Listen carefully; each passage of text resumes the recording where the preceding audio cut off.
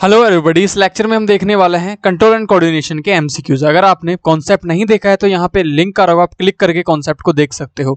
अगर आपको कॉन्सेप्ट अच्छे से आएगा तो आप इजीली रिलेट कर पाओगे एमसीक्यूज के सॉल्यूशन से। तो मैं सजेस्ट करूंगा कि एक बार आप कॉन्सेप्ट जरूर देख ले। अगर आपको कॉन्सेप्ट अच्छे से आता है तो कोई बात नहीं है, आप एमसीक्यू डायरेक्ट देख सकते हो। मैंने पूरे के पूरे एमसीक्यू के साथ में डिटेल में कॉन्सेप्ट समझाया है, उसके आसपास जो भी क्वेश्चन आ सकता है पूरा का पूरा कॉन्सेप्ट इसमें ही समझा दिया है। अगर आपने इस चैनल को अभी तक सब्सक्राइब नहीं किया है, please hit the subscribe button, और सब्सक्राइब करने के साथ में पूरी वीडियो देखने के बाद में लाइक भी करना है। जो भी डाउट आपको लगता है नीचे कमेंट सेक्शन में बताना है मुझे। तो स्टार्ट करते हैं पहले क्वेश्चन से। पहला क्वेश्चन आपसे पूछा है कि ये बता दो कि जो आपकी पिट्यूटरी ग्लैंड होती है उसका फंक्शन क्या होता है। तो सबसे पहले आपको यही पता होना चाहिए कि पिट्यूटरी ग्लैंड होती कहाँ है और इसका मेन फंक्शन क्या होता है। तो आपका जो दिमाग होता है उसके बेस में एक छोटे से मटर के दाने के बराबर एक पिट्यूटरी ग्लैंड होती है। इसके दो मेजर काम होते हैं। एक काम तो इसका होता है कि आपकी जो बॉडी के ऑर्गन्स होते हैं, ओवरऑल बॉडी होती है, उसकी ग्रोथ को कंट्रोल करने का काम इसका होता है। दूसरा, जितनी भी आपकी ग्लैंड्स होती हैं बॉडी के अंदर, वो ग्लैंड कितना, कब, किस टाइम पे कितना आपका हार्मोन रिलीज करेगी, इसको भी कंट्रोल करने का काम पिट्यूटरी ग्लैंड्स का ही होता है। तो पिट्यूटरी ग्लैंड को दूसरे नाम से भी जानते हैं। किस नाम से जानते हैं? इसका जो दूसरा नाम होता है वो होता है मास्टर ग्लैंड। देखो, मास्टर ग्लैंड क्यों होता है? क्योंकि ये सबको क्या कर रही है? कंट्रोल कर रही है, इसलिए इसका नाम होता है मास्टर ग्लैंड। ठीक है, समझ में आ गई इतनी बात? तो यहाँ पे अगर आप ऑप्शन देखोगे तो इसका आंसर क्या होगा? तो इसका आंसर होगा option B, to stimulate the growth of the all organs.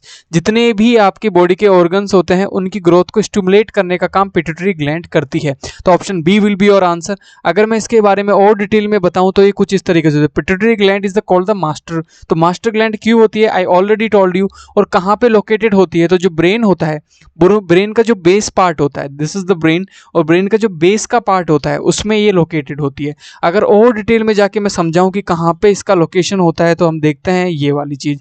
ये आपका ब्रेन है, इसको मैंने खोल दिया। खोलने के बाद में ये आप देख रहे हो, दिस इज द ब्रेन का बेस ऑफ द ब्रेन। यहाँ पे एक छोटे से मटर के दाने के बराबर एक छोटा सा पार्ट है, this is called the pituitary gland. I hope इतना समझ में आ गया होगा। डिटेल में इसका काम होता है वो भी आपको समझ में आ गया होगा।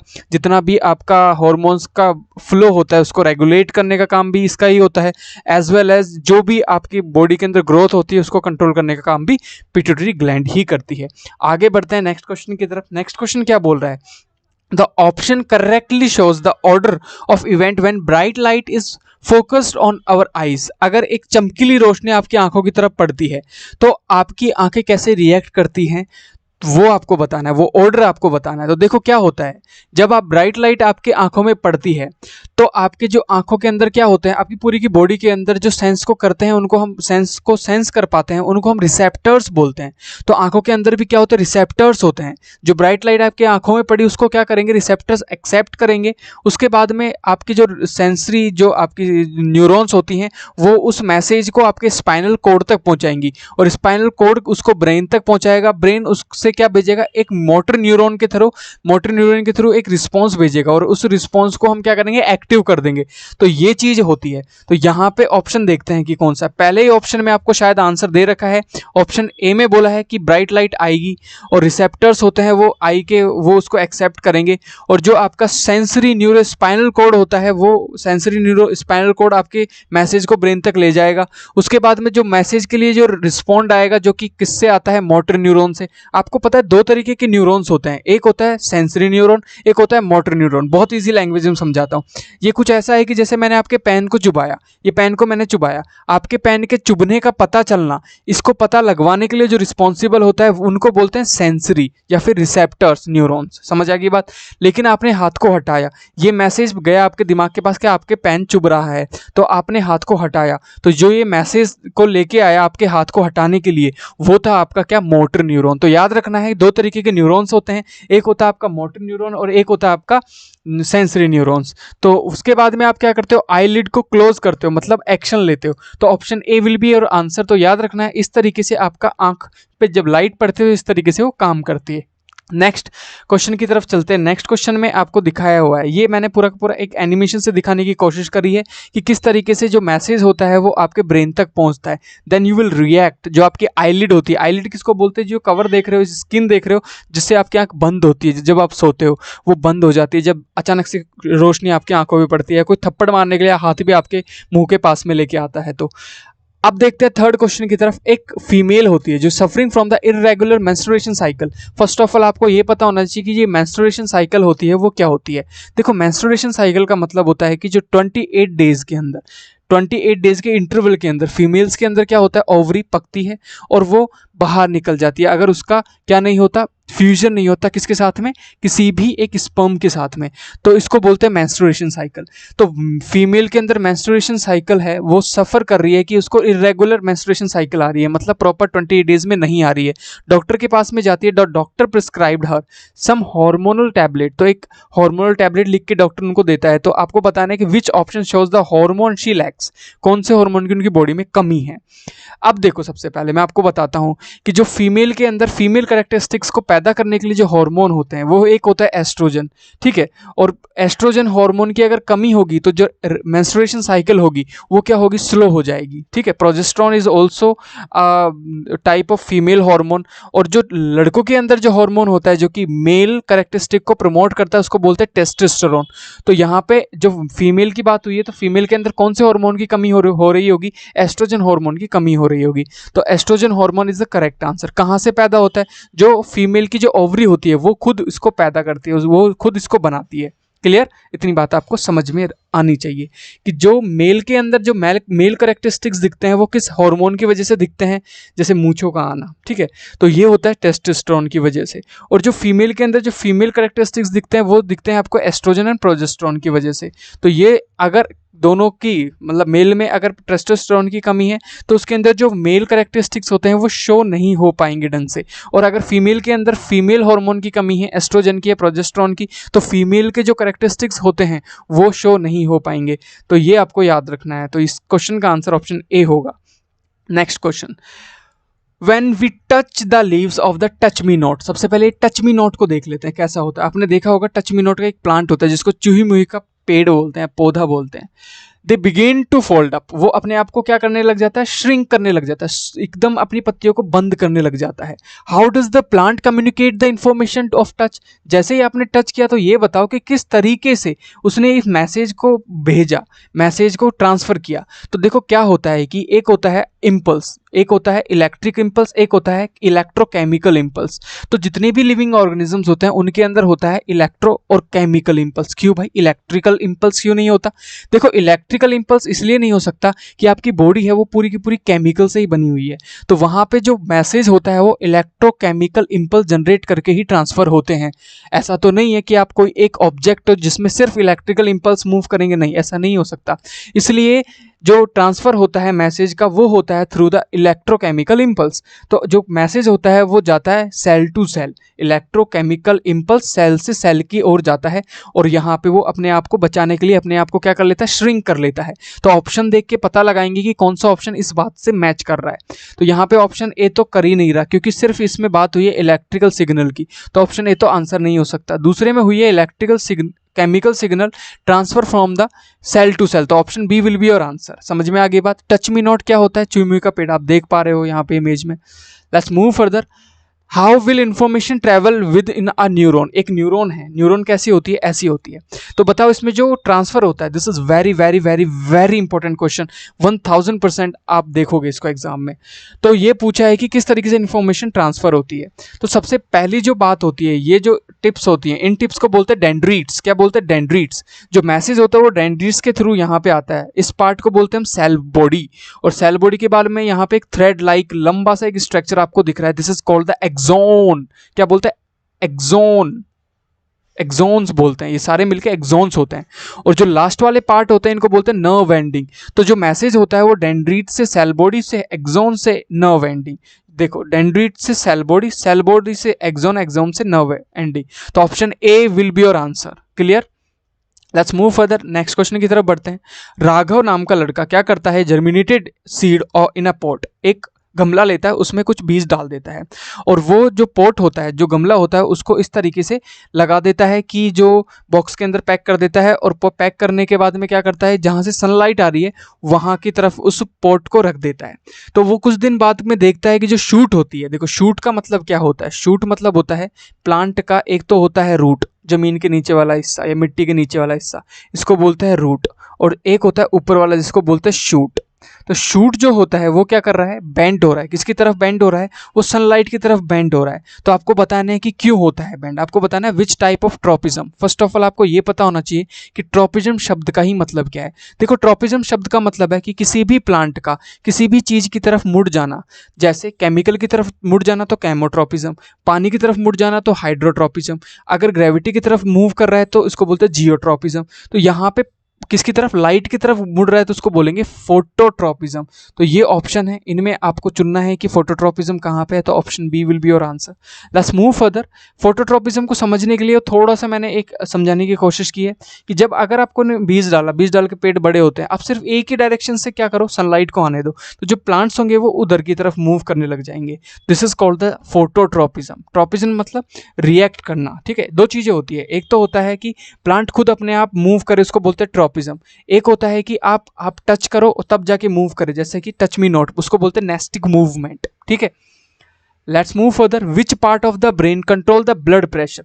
जो ब्रेन होता है ना उसके मेजरली दो पार्ट होते हैं, एक आगे वाला एक पीछे वाला। मिड ब्रेन को इतना डिटेल में नहीं देखते हैं। आगे वाला वो काम करता है जो कि हम सोचते हैं, थिंकिंग, क्रिएटिविटी, इमोशन, लव, सब कुछ आगे वाला दिमाग करता है।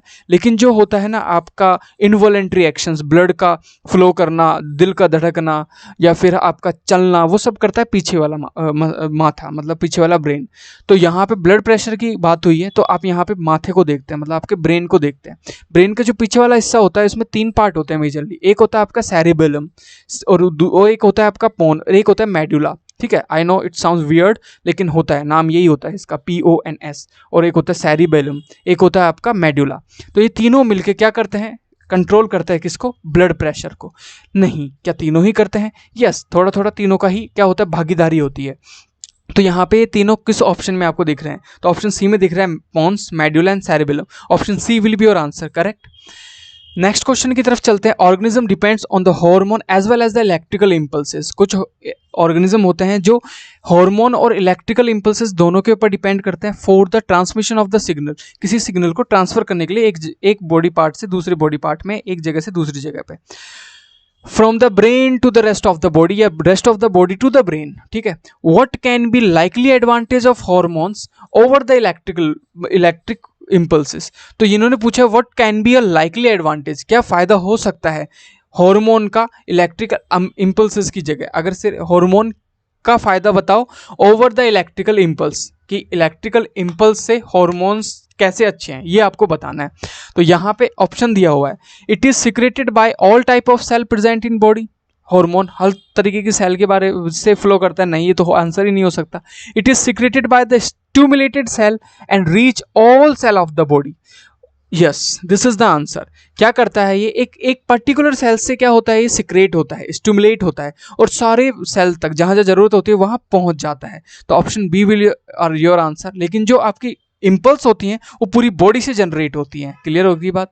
Let's move further. Which option illustrate the location of the centre that controls the feeling associated with hunger, जिसको नाम दिया है एम। मतलब आपको एक इमेज दिखा के पूछा है कि एक एम और एक एन से रिप्रेजेंट की हुई चीज है, तो ये बताओ जो एम होता है वो क्या है और एन होता है वो क्या है। This is the question. Basically question तो यही है कि आपको एम और एन के बारे में जानकारी बतानी कि एम कौन सा है और एन कौन सा है। तो यहाँ पे इमेज देखते हैं। सबसे पहले यहाँ पे इमेज में आप देख पा रहे होगे, पहली इमेज में आप ध्यान से देखोगे तो आपको पता चलेगा कि यहाँ पे क्या दिखाया हुआ है। आपको इस सामने वाले पार्ट को बोला है हिंड ब्रेन, तो ये तो आंसर ही नहीं हो सकता क्योंकि this is called the fore brain, this is called the fore brain. और इसमें फोर ब्रेन तो बोला है और पीछे वाले को हिंड ब्रेन भी बोला है, लेकिन जो एन पार्ट होता है ना, एन जो हिंड ब्रेन से होता है, ना कि आपके फोर ब्रेन से। जो वॉक करना, चलना, बैलेंस बनाना, ये सेरिबेलम करता है, ठीक है। तो ये भी आंसर नहीं हो सकता। यहाँ पे फोर ब्रेन बोला है आगे वाले को, हिंड ब्रेन बोला है पीछे वाले को, लेकिन इन्होंने बोला है एम और एन, वही इन्होंने गलती कर दी। यहाँ पे एन की जगह एम और एन की जगह एम। देखो एन क्या है, एन है चलना, स्ट्रेट पाथ पे चलना, जो कि हिंड ब्रेन से कंट्रोल होता है ना कि फोर ब्रेन से। तो ये भी आंसर नहीं हो सकता, not possible. But option D he answer बचा है, तो यही होगा। तो मैं आपको बता देता हूँ, जो आपका ब्रेन होता है उसका मोटा मोटी जो पार्ट होता है वो आगे वाला ब्रेन, जिसमें ये वाला जो बिग ब्रेन आप देख पा रहे हो, दिस बिग पार्ट। ये हर एनिमल में नहीं होता है, इंसान में ही होता है। सोचना, क्रिएटिविटी, डिसीजन लेने का काम, ये सब कुछ इसका होता है। लव, इमोशन, क्राइंग, हंगर, ये सब कुछ आपके फोर ब्रेन का ही होता है। तो एम जो होता है, एम इवेंट फोर ब्रेन से होता है, बिल्कुल करेक्ट है। जो हिंड ब्रेन होता है उसके अंदर आता है ये पार्ट जिसको बोलते हैं सेरिबेलम, और साथ में पोन्स, और यहाँ पे होता है छोटा सा medulla oblongata, this part, this is called the hind brain. ये काम करता है आपके इनवॉलेंट्री एक्शंस को कंट्रोल करना, दिल के धड़कने को, ब्लड के प्रेशर को, और जब आप चलते हो तो सीधे चल पाते हो because of your hindbrain. Clear? तो option D will be your answer of this question. Next, the image shows the structure of the neuron. एक इमेज दिखाई हुई है, उसमें आपको न्यूरॉन का स्ट्रक्चर दिखाया हुआ है। All after our nose sense a smell, आपकी नाक ने एक स्मेल को सेंस किया। Which option shows the mechanism of the travelling of the sense in our body. आपको कुछ मैकेनिज्म दिखाई हुई है, इनमें से कौन सा मैकेनिज्म काम करता है किसी स्मेल को सूंघने के लिए? तो पहला है आपका ऑल्फैक्टरी रिसेप्टर। देखो, रिसेप्टर्स वो होते हैं जो चीज़ों को सेंस कर पाते हैं इन फर्स्ट वे, पहले चांस में। उसके बाद में बोला है डेंड्रिट्स की जो टिप्स होती हैं नर्व सेल्स की, उन पे मैसेज जाता है, इलेक्ट्रिकल इंपल्स जाता है। उसके बाद में बोला है कि जो एक्सोन होता है उस पे मैसेज जाता है, फिर नर्व एंडिंग पे जाता है, फिर release of the signal dendrites tips of the other cells. Yes, ये जो पूरा का पूरा फंक्शन दिया हुआ है ऐसे ही ये काम करता है। तो option A will be your answer. Clear होगी बात? ऑप्शन ए ही आपका आंसर होगा। नेक्स्ट 11th क्वेश्चन में पूछा है विच plant hormone promote the dormancy in seed. अब यहाँ पे प्लांट हार्मोन के क्वेश्चंस आना स्टार्ट हो गए, तो मैं आपको बता देता हूँ। प्लांट के कुछ हार्मोन्स होते हैं, वो क्या करते हैं, अलग अलग काम को अपने अपनी रिस्पॉन्सिबिलिटी से निभाते हैं। तो जो डोमेंसी होती है, सबसे पहले आपको ये डोमेंसी का मतलब समझना है। डोमेंसी का मतलब होता है कि बीज है, मैंने आपको एक बीज दिया, बीज का प्लांट में कन्वर्ट होना is known as the dormancy. Dormancy को प्रमोट करने के लिए जो सबसे रिस्पॉन्सिबल हार्मोन होता है वो होता है आपका एब्सिसिक एसिड। अच्छा, और क्या क्या काम करता है? एब्सिसिक एसिड के मेजरली 3 काम होते हैं, याद रखना है। पहला, डोमेंसी को प्रमोट करना। दूसरा, जो आपकी जो प्लांट की ग्रोथ होती है उसको कंट्रोल रखना, ज़्यादा नहीं होने देना, जितनी है उतनी ही रखना। तीसरा होता है जब पतझड़ आता है, जो पत्ते या फिर फ्रूट्स पक जाते हैं उनका टूट जाना प्लांट से, वो भी आपके एब्सिसिक एसिड के थ्रू ही होता है। तो 3 काम आपको एब्सिसिक एसिड के याद रखने हैं। पहला डोमेंसी, दूसरा पतझड़, तीसरा उनकी ग्रोथ को कंट्रोल करके रखना, इनहेबिट करना। ठीक है, तो ये सारे के सारे मैंने यहाँ पे हार्मोन्स और उनके काम बताए हुए हैं। तो बेसिकली सारे याद नहीं रखना, अगर सब कुछ देखना है तो नीचे डिस्क्रिप्शन में पूरा कॉन्सेप्ट का लिंक पड़ा हुआ, आप जाके please please please, it's my humble request, एक बार जरूर देख लें। इस वीडियो के बाद में देख ले, कभी भी देख ले, प्लीज़ देख ले। मैं गारंटी देता हूँ आपको 1000% भरोसा हो जाएगा कि यस, मेरे को पूरा चैप्टर अच्छे से आता है, और वो भी बहुत कम टाइम में। Next question, root of plant, जो रूट होती है ना, रूट्स होती हैं, वो जो प्लांट्स की होती हैं वो जियोट्रॉपिक होती हैं, पॉजिटिवली या negatively? This is the major question. तो देखो, जियोट्रॉपिक का मतलब होता है कि सेंटर ऑफ द अर्थ की तरफ मूव करना। अगर मैं किसी भी प्लांट को टेढ़ा रख दूंगा तो जो उसकी जड़ें होती हैं वो नीचे की तरफ जाएंगी, और उसको बोलेंगे पॉजिटिव जियोट्रॉपिक होना, मतलब नीचे सेंटर की तरफ मूव करना। सेंटर की तरफ मूव करने का मतलब है पॉजिटिवली मूव करना। तो यहाँ पे आंसर ए होगा। अगर कोई चीज ऊपर की तरफ जा रही है, which is the negatively geotropic. Clear? Let's move further. Response of plant root toward the water, पानी की तरफ अट्रैक्ट होने को हम बोलते हैं हाइड्रोट्रोपिज्म। तो option C will be our answer. पानी की तरफ कोई भी जड़ हो गई, वो अगर इस तरीके से जा रही थी बिल्कुल सीधे सीधे, लेकिन इधर घूम गई, पानी की तरफ, पानी की रिसोर्स की तरफ मूव कर गई, is known as the hydrotropism. Movement of the sunflower in accordance with the path of sun is due to, मतलब जो सनफ्लावर होता है वो सन जिधर जाता है उधर ही घूम जाता है। इसको क्या बोलेंगे? इसको बोलेंगे आप फोटोट्रोपिज्म। एग्जैक्टली फोटोट्रोपिज्म बोलेंगे। Option C will be your answer. कुछ इस तरीके से मुड़ेगा वो। Which plant hormone promote the cell division, जो साइटोकिनिन होता है ना आपका, उसका देखो बहुत सारे होते हैं हार्मोन जो कि सेल डिवीजन में हेल्प करता है, लेकिन जो मेजर होता है ना, जिसका पहला काम होता है सेल डिवीजन करने का, वो होता है आपका साइटोकिनिन। ये गांठ बांध के रख लेना, ये लिख लेना कहीं पे, कि जो प्रमोट करता है, पहले स्थान पे जो आता है, पहले रैंकिंग पे जो आता है, जिसका रिस्पॉन्सिबिलिटी सेल डिवीजन की होती है, वो होता है आपका cytokinin. Clear? The main function of the abscisic acid, तो मैंने बताया 3 मेजर फंक्शन होता है, उनमें से कोई भी ऑप्शन दिखे लगा देना। तो देखो, सेल डिवीजन को तो साइटोकिनिन करता है। दूसरा दिया हुआ है इनहेबिट द ग्रोथ, ग्रोथ को कंट्रोल करना। यस, यही आपका आंसर होगा, ग्रोथ कंट्रोल करना। डोमेंसी को प्रमोट करना, डोमेंसी मतलब बीज से प्लांट में कन्वर्ट करना, और पतझड़ के टाइम पे जो चीज़ पक जाती है उसको तोड़ के पत्ते को और फ्रूट को हटा देना। Next, fall of mature leaves and the fruits plant triggered by which of the following substance? Of course abscisic acid, option D will be your answer. ठीक है। Any change in environment to which an organism respond is called, मतलब बाहर के environment में कोई भी change आता है जिसकी वजह से आप रिस्पॉन्ड करते हो, उस चेंज को क्या बोलते हैं? बाहर से मैंने आपके थप्पड़ मारा, तो मेरा थप्पड़ मारना क्या हुआ? मेरा पेन का चुबाना क्या हुआ? आग का आपकी तरफ फेंकना क्या हुआ? स्टूमुलस हुआ। क्या हुआ? स्टूमुलस।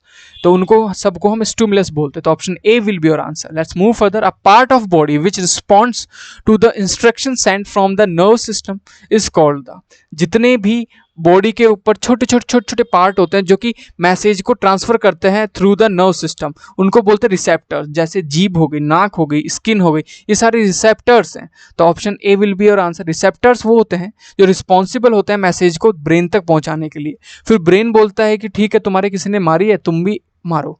तो उसके लिए वो क्या करता है? मोटर न्यूरॉन को एक मैसेज भेजता है, और मोटर न्यूरॉन क्या करता है? आपको प्रमोट करता है, आपके मसल को एक्शन लेने के लिए रेडी करता है। Clear? The longest fibre in cell body of the neuron, neuron कैसा होता है? ये होता है, इसमें लंबा फाइबर आपको ये दिख रहा है ना, दिस पार्ट इज लॉन्गेस्ट, और this is also known as the axon. तो यही आंसर होगा, axon is the longest fibre of the body. Let's move further. Which nerves transmit impulse from the central nerve system towards the muscle cell? Muscle cell की तरफ लाने वाला messenger जो होता है, मैसेंजर, उसको क्या बोलते हैं? Motor nerves. मैंने बताया दो तरीके के नर्व्स होती हैं।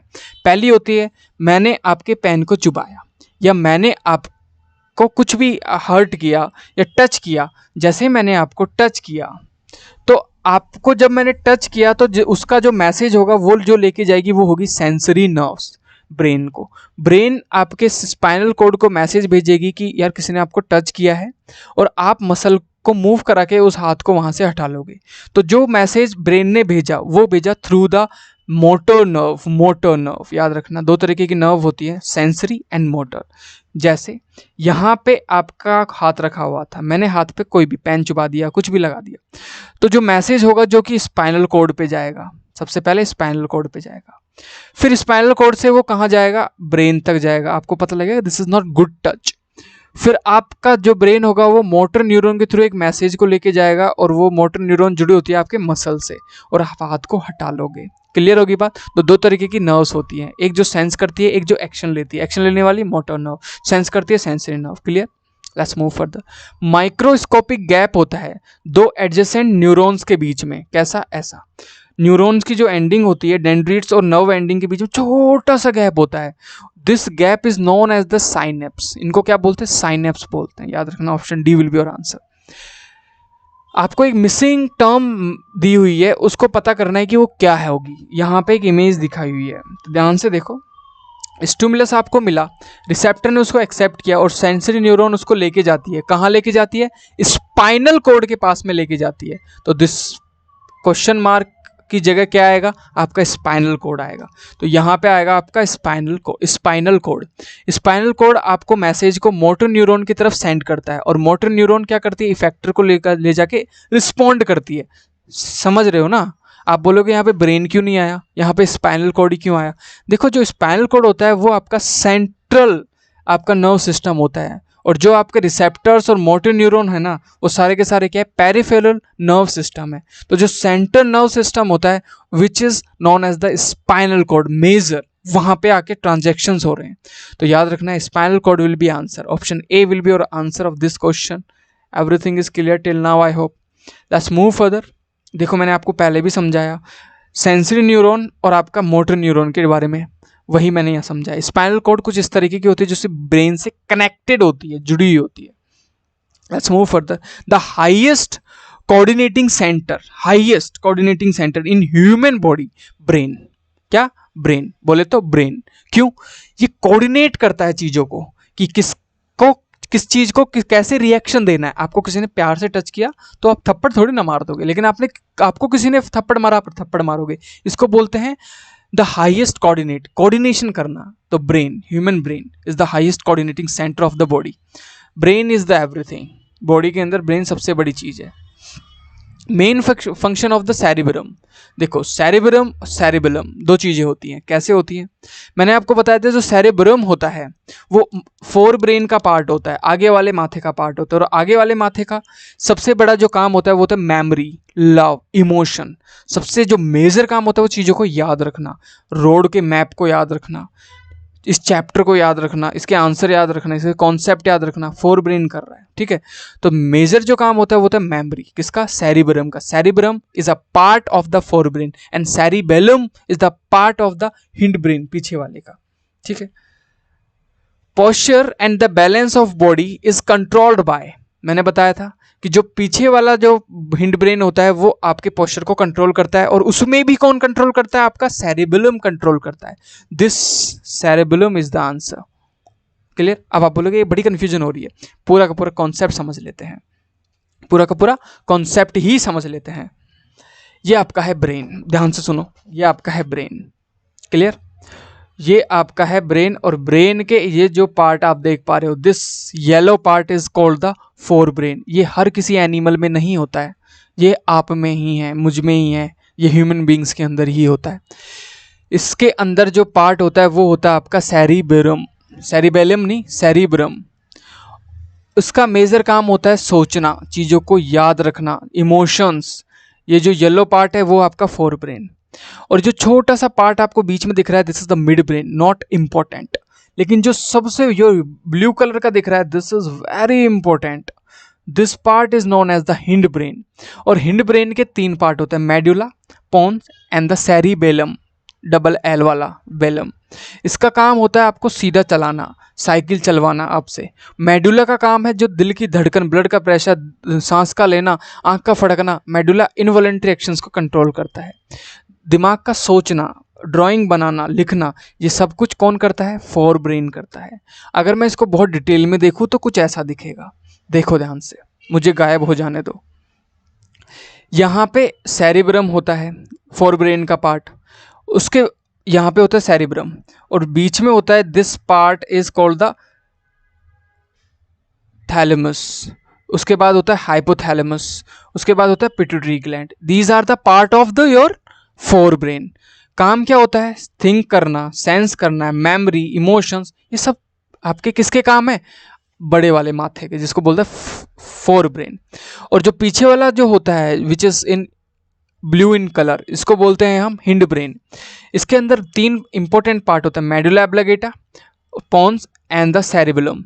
काम होता है आपका सेरिबेलम का बैलेंस करना, मोटर मेमोरी। मोटर मेमोरी मतलब बाइक चलाना सीख गए तो बार बार थोड़ी ना सीखते हो, एक बार सीख गए तो बार बार चला लेते हो, this is called the motor memory. ये काम इनका होता है। तो ये मोटी मोटी चीजें आपको याद रखनी है। लेट्स मूव फर्दर, आगे चलते हैं।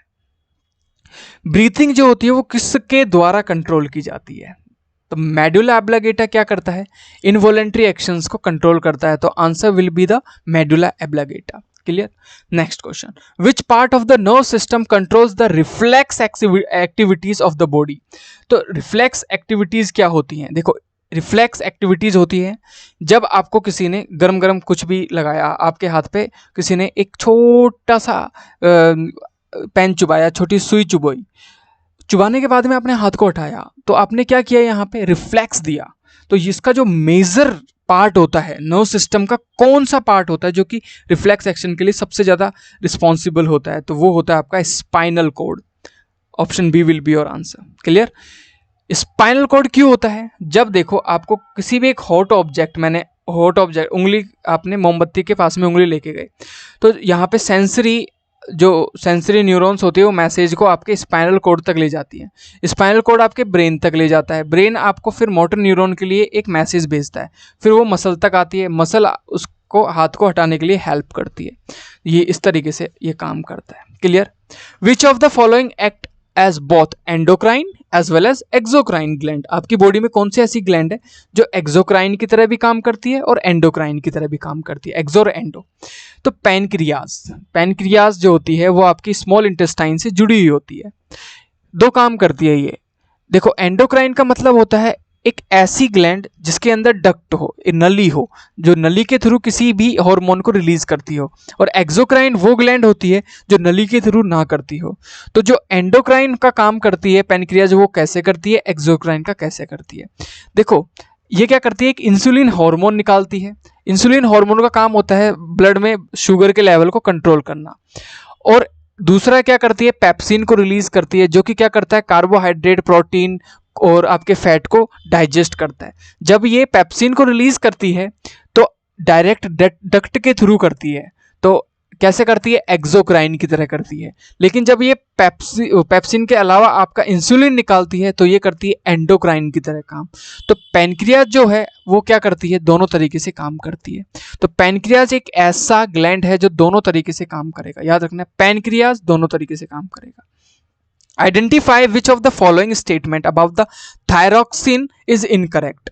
थायरॉक्सिन कहाँ होती है प्रेजेंट, आपके यहाँ पे एडम एप्पल है ना, उसके जस्ट नीचे एडम एप्पल होता है, इसके जस्ट नीचे ये आपका यहाँ पे थायरॉक्सिन हार्मोन रिलीज करने वाला थायराइड ग्लैंड होता है। तो थायराइड ग्लैंड रिक्वायर्ड आयोडीन, बिल्कुल सिंथेसिस करने के लिए आयोडीन चाहिए, ये तो करेक्ट है। उन्होंने पूछा इनकरेक्ट बताओ। Thyroxine is also called the thyroid hormone, बिल्कुल थायराइड हार्मोन भी बोलते हैं थायरॉक्सिन को। It regulate the protein, carbohydrate, fat metabolism in body, yes ये इन सबको भी मेटाबॉलिज्म के लिए रेगुलेट करती है। Iron essential for the synthesis, नहीं आयरन की कोई जरूरत नहीं होती, आयोडीन की जरूरत होती है। तो ऑप्शन डी, इन्होंने पूछा इनकरेक्ट कौन सा है, तो option D is the incorrect. Next question, which gland secretes the growth hormone. आपकी बॉडी में मैंने पहले भी बताया था कि जो आपका पिट्यूटरी ग्लैंड होती है वही आपका ग्रोथ हार्मोन निकालने के काम करता है। कहाँ पे प्रेजेंट होती है, ब्रेन के बेस में प्रेजेंट होती है। Next, the secretion of which hormone leads to the physical change in body when you are 10 to 12 year age. कौन से ऐसी सिक्रेशन होती है जिसकी वजह से आपकी बॉडी में मेल हो तो मेल वाले कैरेक्टरिस्टिक्स ज्यादा आने लग जाते हैं, फीमेल हो तो फीमेल वाले आने लग जाते हैं। तो आपकी बॉडी के अंदर एक होता है मेल के अंदर टेस्टिस, जो कि टेस्टोस्टेरोन प्रोड्यूस करता है, और फीमेल के अंदर होता है ओवरी, जो कि आपका एस्ट्रोजन और प्रोजेस्टेरोन सिक्रेट करता है। तो इस क्वेश्चन का आंसर मैंने सब कुछ बता दिया, इस क्वेश्चन का आंसर आपको कमेंट सेक्शन में लिखना है। Right in the comment section 35 लिख के ABCD जो भी आपका आंसर है आपको लिखना है। समझ रहे हो ना, मेल के अंदर टेस्टोस्टेरोन निकलता है, कहाँ से, टेस्टिस से, और ओवरी से निकलता है एस्ट्रोजन और द प्रोजेस्टेरोन। दोनों क्या करते हैं, मेल वाले कैरेक्टरिस्टिक्स और फीमेल वाले कैरेक्टरिस्टिक्स को लाने के लिए रिस्पॉन्सिबल होते हैं। ये आपको ABCD करके आंसर लिखना है नीचे। नेक्स्ट क्वेश्चन है, the diabetic patient suffer from the deficiency of which hormone. एक इंसान है जिसको डायबिटीज है, मतलब उसके ब्लड के अंदर शुगर का लेवल बढ़ जाता है, तो कौन सा हार्मोन है जो कंट्रोल करता है शुगर के लेवल को। तो मैंने बताया था कि जो आपका पैनक्रियाज होता है वो इंसुलिन को रिलीज करता है, और वो इंसुलिन को रिलीज करता है तो इंसुलिन आपके ब्लड शुगर लेवल को कंट्रोल करता है। इंसुलिन कैसे रिलीज होता है पैनक्रियाज में, एंडोक्राइन की फॉर्म में रिलीज होता है। तो इंसुलिन की कमी की वजह से आपको डायबिटीज हो जाती है। Clear. Next, which of the following endocrine gland does not exist in pair. कौन सी ऐसी एंडोक्राइन ग्लैंड है, एंडोक्राइन का मतलब समझ गए जिसमें नली ना हो, नली मतलब डक्ट ना हो, डक्ट वाली जो होती है उनको एक्सोक्राइन बोलते हैं, जिसमें डक्ट नहीं होते उनको हम एंडोक्राइन बोल देते हैं। तो आपकी जो पिट्यूटरी ग्लैंड होती है वो आपकी पेयर में एग्जिस्ट नहीं करती, बाकी सारी की सारी ग्लैंड्स पेयर में एग्जिस्ट करती हैं एंडोक्राइन। तो यहाँ पे ऑप्शन सी, पिट्यूटरी अकेली रहती है, एक छोटे से मटर के दाने की तरह। समझ में आ गया होगा इतना। क्लियर। ये पूरा का पूरा MCQ जितना भी हो सकता था वो मैंने यहाँ पे डिस्कस किया है। If you have any doubt please please please आप नीचे कमेंट सेक्शन में लिखो, मैं पर्सनली आपको आंसर करूंगा। अगर अभी भी सब्सक्राइब नहीं किया है please hit the subscribe button यार, और share with your friends. Thank you everybody, देखने के लिए धन्यवाद।